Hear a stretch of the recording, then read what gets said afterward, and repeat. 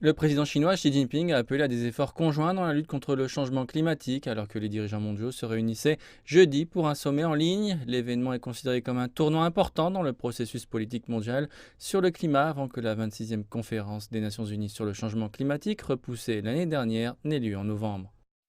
我们要坚持以国际法为基础， Nous devons travailler sur la base du droit international, suivre le principe d'équité et de justice et nous concentrer sur des actions efficaces. Nous devons maintenir le système international centré sur l'ONU.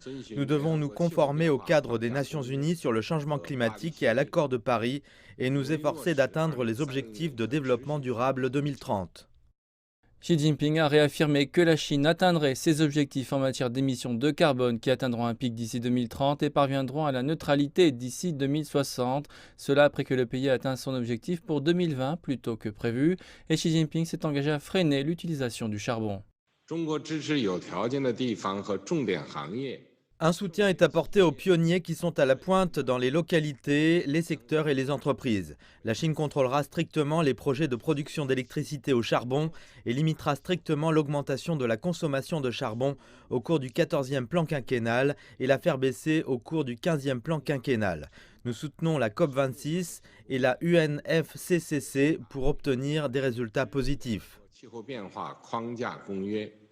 Le sommet, organisé par les États-Unis, intervient alors que Beijing et Washington ont convenu de travailler ensemble à des actions concrètes en matière de gouvernance climatique. C'est le résultat des pourparlers entre l'envoyé américain pour le climat John Kerry et son homologue chinois Xie Jianhua. 我们就要在8个优先领域开展对话和交流。 Nous continuerons d'avoir des dialogues et des échanges dans 8 domaines clés. La décarbonisation dans les secteurs industriels et électriques, le développement des énergies renouvelables, l'agriculture verte et résiliente au changement climatique, les bâtiments économes en énergie, le transport vert et à faible émission de carbone, la coopération sur le méthane et sur d'autres émissions de gaz à effet de serre autres que le dioxyde de carbone, la coopération sur les émissions provenant de l'aviation internationale et des activités maritimes, et d'autres mesures récentes comme la réduction des émissions de charbon et de gaz. 第八，其他近期的政策和措施。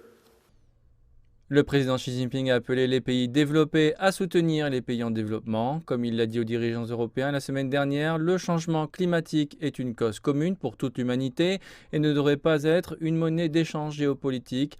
En tant que plus grand pays en développement du monde, la Chine s'engage à atteindre des objectifs de référence dans un délai beaucoup plus court que la plupart des pays développés.